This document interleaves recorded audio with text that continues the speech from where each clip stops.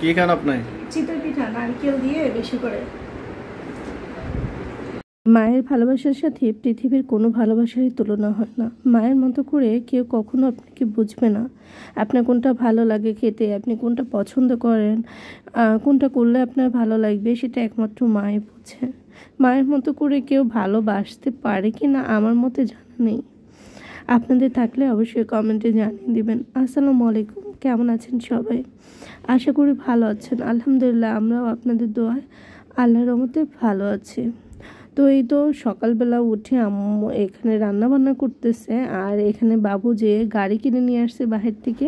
ওর আর কী কাজ, প্রতিদিন একটা করে গাড়ি দরকার। আর আজকে বানাচ্ছি আমরা চিতই পিঠা আর রাজাহাঁসের মাংস। তো ভিডিওটা বেশ কয়েকদিন আগেই করা ছিল, তো ভাবলাম আজকে আপনাদের সাথে শেয়ার করে ফেলি। আর এই তো দেখতে পাচ্ছেন আমাদের রান্না হয়ে যাচ্ছে প্রায়। আর এইভাবে করে হলুদ দিয়ে রান্না করার একটা রিজন আছে। এইভাবে করে হলুদ দিয়ে রান্না করলে কালারটা অনেক বেশি সুন্দর আসে, দেখতে ভালো লাগে রান্নার পরে। তো এই তো মাংস রান্না শেষ আমাদের প্রায়। আর এখন এখানে পিঠার তৈরির জন্য প্রসেসিং চলতেছে।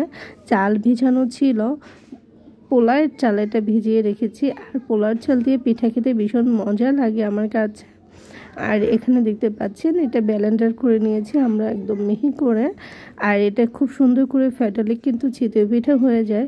আম্মুর হাতে বলে চিতই পিঠা নিশ্চয়ই সুন্দর হবে। মায়েরা সব সময় অভিজ্ঞ এবং দক্ষ হয়ে থাকে। আমরা আসলে মাদের মতো কখনোই পারবো না। অনেকেই বলে থাকে গ্যাসের চুলায় চিতই পিঠা ভালো হয় না। আর এই নারকেল ভেঙে নিচ্ছে, কেউ কেউ নারকেল দিয়ে খেতে পছন্দ করে চিতই পিঠা, তার জন্য। তো আম্মুর হাতে চিতই পিঠাগুলো দেখেন কি সুন্দর ফুলেছে, অনেক সুন্দর হয়েছে। গ্যাসের চুলা অনেকে আমরা কমপ্লেন করে থাকি পিঠা ফুলে না, সুন্দর হয় না। তবে আমার আম্মু যে পিঠাগুলো তৈরি করে প্রত্যেকটা পিঠা অনেক সুন্দরভাবে ফুলে ওঠে এবং অনেক সুন্দর হয়। তাই বলছে মায়েরা সবসময় অভিজ্ঞ হয়, মায়েরা সবসময় ভালোই বোঝেন। দেন আমার কাছে হাতে এত সুন্দর হয় না, আমি বানাতে গেলে এমনি বড় বড় করে গোল গোল করে যেগুলো, ওগুলো মোটামুটি হয়। এই খোলাই দিয়ে চিতই পিঠা আমার একদমই সুন্দর হয় না। এরকম করে বারবার করে আম্মু ওঠাচ্ছিল, আর আমি একটু একটু করে আপনাদেরকে দেখাচ্ছিলাম, আর সবাই নিয়ে নিয়ে খাচ্ছিলাম আমরা অনেক মজা করে। ওই যে বলছিলাম নারকেল দিয়েও খাওয়া যায়। এই যে দেখেন নারকেল দিয়ে গরম গরম পিঠা আমি খেয়ে নিচ্ছি, এটাও কিন্তু ভীষণ মজা লাগে। বোনকেও খেতে দিয়েছি, এই যে এরকম করে লামিয়াও খাচ্ছে।